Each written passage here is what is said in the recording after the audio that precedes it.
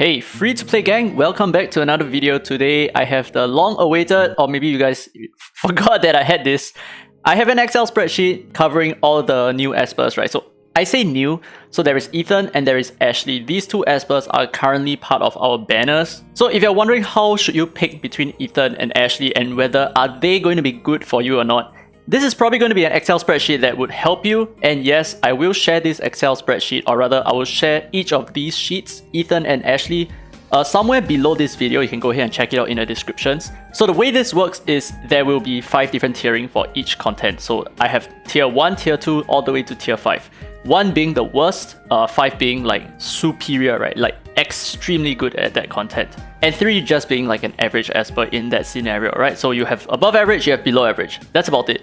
So we have 5 different rankings for each of the content in this game, separated into R0 and R2 because we want to keep things a little bit more free to play. So of course, R2 is something that free-to-play players can definitely try for, like by doing Club Wish stickers or, just putting it in your resonance pool so that you might be able to get an R2 copy eventually. But without further ado, let's start off with the strengths and weaknesses of Ethan, and then we are going to move on to Ashley towards the later half of this video. Okay, so in terms of his strengths, he has multi-buffs, he has like a lot of stuff jam-packed into one single buff, and he has cooldown extend, and he's the best defense breaker in the game.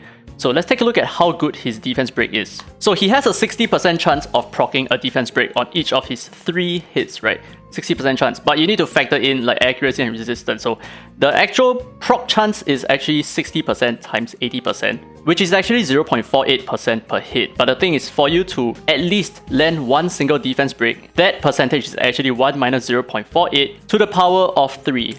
So that percentage chance of you actually landing a defense break is 89%. Including accuracy and resistance. I mean, assuming that you have like at least 80% accuracy.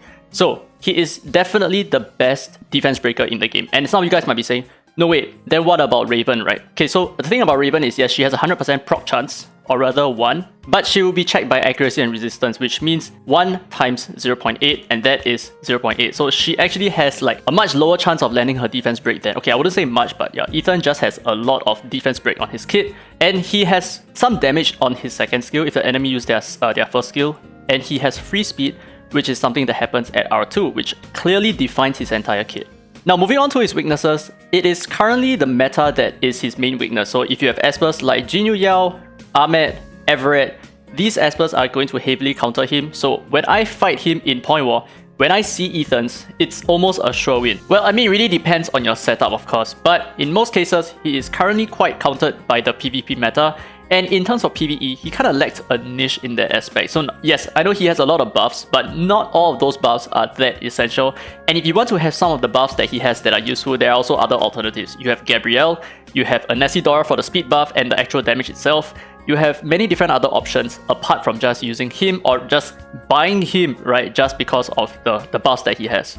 And of course, he is also very heavily reliant on setup. Without setup, he's not gonna work. So a lot of his kit, like for example, using his damage kit on his second skill, that requires you to have certain espers that can cooldown reset the enemies in the first place. Or in order for you to truly make full use of his third skill, you will need to have a lot of like DPS espers properly built into one team. So if he is left alone, he's not going to function very well. That's basically it. Okay, anyway, let's start off with the rest of the major contents in the game. So we start off with the story and events. I think he's not bad. He does have the immunity on his kit and he does have some damage mitigation as well, which is really good, especially if you're trying to climb the story as well. So I'm going to give him an average at 3 points. But if he's at R2, that's a little bit different. He's going to start off with more speed for your team, right? 20 more speed.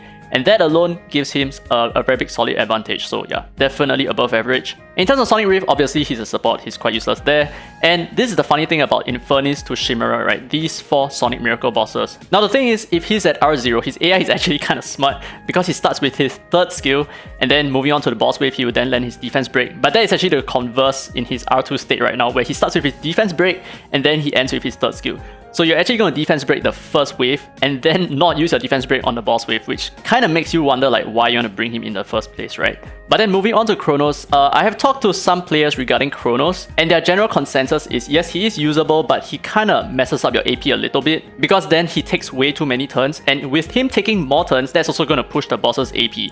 And the thing is, he don't need to take so many turns, it's not so important. So I think he only truly shines in Kronos maybe when he's at R6, maybe. Okay, Apep, definitely useless. He has multi-hits, he has like AP control, is like pointless. Fafnir as well, I don't feel like he has a lot of value. Now Shadowfire, I feel like he might be useful because he has a really good defense break on his second skill. So in terms of Shadowfire content, it might be useful. And in terms of Shadow Gale, yes, he does have a pretty nice cooldown of 4 turns on his third skill. So that makes him a little bit more viable, especially since he brings like unique buffs as well, which is very helpful. Unique buffs are always good for Shadow Gale.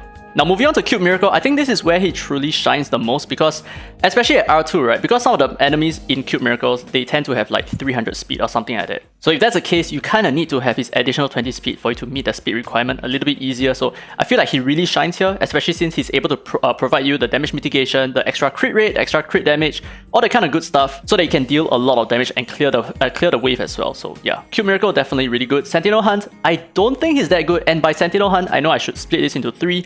I'll do that for the next patch onwards. But right now I'm just focusing more on Dark Starlord. I don't feel like he carries all that much because he kind of eats up one space, where in that case, right, you don't really need to have like defense breaks. It's more impactful that you bring like attack debuff, misrate up, all that kind of stuff. Maybe even Catherine is much better than him in this regard. Then moving on, we have the Spatial Tower, the Temporal Tower, Infinity Tower. One thing you notice is that they kind of all share something similar, which is he's really good in this content. And yes, he is really good in this content because he has damage mitigation in case the enemies attack you, right, in case you slip up. And he has immunity, he has the AoE defense break, cooldown reset, a lot of stuff that is really good for controlling tower content. And especially at R2 where he gives you the initial speed advantage, because there are some flaws in Temporal Tower that requires you to have a lot more speed, and he's gonna shine in that regard. And obviously you can build him with like the Zeus set, for example, and he's gonna stun very well on his second skill, which is really nice, and he gives you a lot more speed because of his Magic Tune buff. But in terms of Infinity Tower, I don't feel like he shines as much because I don't think speed is really that important in the Infinity Tower. It's more of a lot of control, which he has, but it's not the right kind of control. So the right kind of control in Infinity Tower is more like stuns, it's more like AP reductions. Not so much of cooldown reductions because it's not very consistent, but it does help in terms of like controlling bosses in some cases. So yeah, he might still be good, I just don't feel like he shines as much as versus like Temporal Tower and Spatial Tower. Now moving on to Calamity Island, this is just my opinion. I haven't truly pushed him in this content, okay, but I don't feel like he's that good because he takes a lot of turns that are quite redundant. You don't really need to have a turn to buff up your team with like immunity, for example. You just want to go ham, right? Save your turns, just whack them as hard as possible. And I don't think he's able to bring that in Calamity Island. I don't think he really needs a speed advantage in his R2 as well.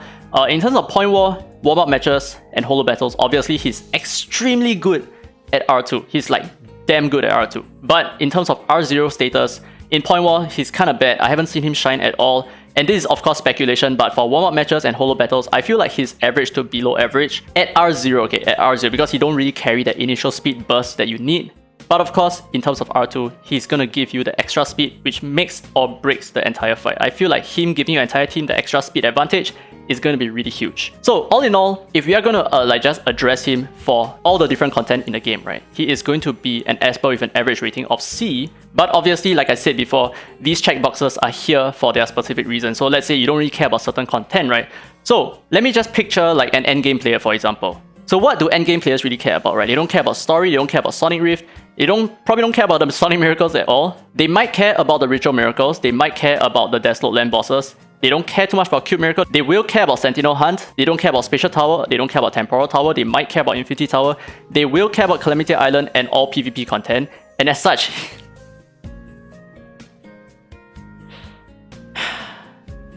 now let's say that you are a PvP based player.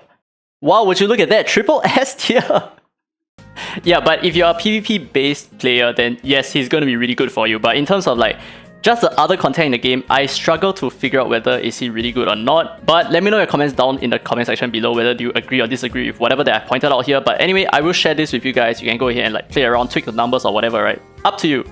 Now we are done with Ethan, let's move on with Ashley. Okay, so in terms of Ashley, this is going to be a very different Esper, and yes, they put two Espers with like AP control in their kit, right? Some kind of AP movement, some kind of AP manipulation, but they are widely different, and in terms of their scoring, they're also going to be very different as well. So Ashley Heimdall, her strengths are AP imbalance, and when I say imbalance, I really mean that she's imbalanced. And she also provides ally true damage, which is really big. Okay, this is like one of a major part of her kit. She has attack buffs as well, which is also a very big part of her kit because she's a DPS Esper that applies attack buff. And she also has attack debuff and stuns, and she's just really good at R0. You don't need her to be at R2, you don't even need her to be at R6. R0 is really good. Now, weaknesses. She is very difficult to build well. Like, she's one of the hardest espers to build in this game. She needs speed, she needs maybe some accuracy depending on how you want to build her. She needs a lot of attack power, she needs crit damage as well, she needs crit rate. Of course, this really depends on how you're using her. Some players don't run her crit damage, some players just go full attack and just full crit rate, and that's about it. But she will need a lot of speed to back her up because she needs to move first in some of the, I'd rather say most of the cases, because of her attack buff. Now, next weakness, she is also AoE focused. So in terms of like fighting bosses, her true selling point is for the fact that she has ally true damage and not for the fact that she has a lot of single target nuke, which is why I say that this is a little bit of a weakness. And the next weakness is if the enemy has a slower team with an Ashley, because then they are going to catch up to you and they might just overlap you and like just take over and destroy you afterwards. And this is of course just talking about point war, for example.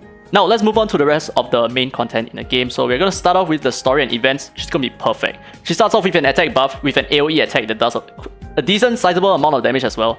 And her second turn actually drops stuns as well. So big use over there. Now, in terms of Sonic Rift, she is also really good. Okay, let me just show you why this is the case. So let's just take a look at one run and I'm going to show you my stats. Okay, so I have crit damage. I'm using her with the crit damage build. But let's just see how this goes. And what you must understand is because she has a typing, she's definitely going to miss on some of her attacks. But ideally, we need her to complete this within 20 turns. So let's take a look.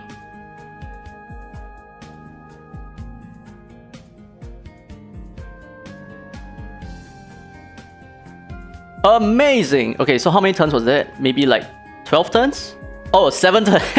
7 turns. I forgot to include one more strength, by the way, and that is her AI. Her AI is very intelligent. She knows exactly when to use her first skill and not to use her second skill. She's very smart. Okay, so in terms of Sonic Rift, she is extremely good. She has like one of the fastest runs in this game, but I think Mona is still a little bit faster. But the thing is, with her in the mix, you do not need to build a Mona. You don't have to build a separate Esper, right? You can just use her for Sonic Rift, for example. Anyway, moving on. Infernus, Flowrunner, Windstriker, Shimmerer. She's average in this regard because she brings the attack buff and she also has the ally true damage, which is where she shines in terms of like dealing with boss content. So she's still gonna be okay. It's just that I think there are probably better alternatives. You can definitely bring another attack buffer, like let's say you have an Alice. If you even have a Dahlia, for example, I think they are still gonna work really well. Now, Kronos and Apep, she is really powerful. If you go ahead and take a look at some of the leaderboards right now, you'll notice that most of the fastest teams out there, they do use Ashley in their lineup for the mere fact that she brings the ally true damage, and of course, she has a little bit of the AP control and the attack buff as well. So really good, very powerful for like speed running content. And in terms of Fafnir, I'm not super sold on it just yet, although there are teams that run her in Fafnir, but she does have quite a good advantage being an attack buffer and a DPS at the same time. So I think she kind of does very well at Fafnir as well. And come on, okay, 4 out of 5 is still really good, okay? She's already above average. Now, moving on to Shadowfire, I think she's okay for the fact that she has attack buff and an AoE attack, or rather 2 AoE attacks. So I think she's not bad. I can definitely see her work. I just haven't figured out a team around her just yet. And in terms of Shadow Stream and Shadow Gale, yeah, not good. Or at least I think she's not good, okay? Maybe she might be good in Shadow Gale, who knows? She has 2 buffs on her R2, but yeah, who knows, right? I'm just gonna put 2 here, just to signify that I understand that she has 2 buffs. Now, next up, Cube Miracle. She's excellent. She's like by far one of the better espers to be used in Cube Miracles. In terms of Sentinel Hunt and Dark Starlord, basically, right? She has attack debuff, she has like extra true damage on her kit, she has an attack buff, and she has an attack lead, which is quite useful in most cases. So yeah, definitely very good, very viable for Sentinel Hunt. And in terms of all the tower content, right, I think she's really good in some of the low-end tower content, like Spatial Tower and Temporal Tower. But in terms of Infinity Tower, I don't think people use her to cleave. I think people would rather use a Nessidora, for example, or they would rather use Jiangman. I feel like they have better cleaving up times, and you don't really need to rely her for the attack buff. You can just rely on like other espers. You can rely on Alice, for example. You can rely on Dahlia as well. I think those espers are really good in terms of attack buff. But of course, Abigail. Let's not forget about Abigail. Okay, and Calamity Island, she is, yeah, one of the best in terms of like the Wind Tower, right? Whatever that is called. A lot of players use her in that content. And of course, in terms of point war and warm-up matches and holo battles, she is just really strong. Not much to talk about. You guys already know why she's so good. She has the AP control, okay? So if you attack first, you crit the enemy, they reduce their AP. Or if they attack you, your entire team gets their AP up. Insane. She's so broken in that sense. So, all in all, Ashley is actually quite one of the lowest rated experts in the game. So she's actually a D. she's actually an S tier Esper, so obviously she is really good in like most of the content in the game and very viable at R0. Very useful for new players, very good for like end game players as well. She definitely deserves the S tier. I feel like I did play her down a little bit, and for the most part, I played her down in the previous tier list because I didn't really quite see her viable in point war as much anymore. I don't feel like she's that good anymore, but I still have to say that she is viable if you have the team that works with her. So if you have like Gaius, if you have JJ, if you have an Unas, if you have a Raven, for example, yes, she's going to be amazing. But she does not really work for all kinds of speed cleaves.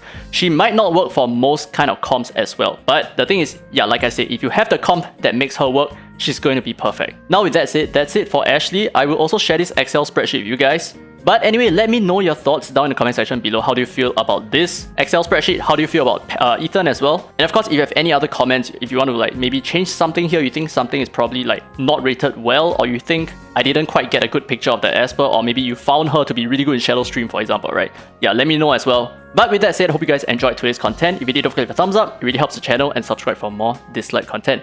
Now with that said, this has been Derek Free to Play, and as always, I will see you in the next video.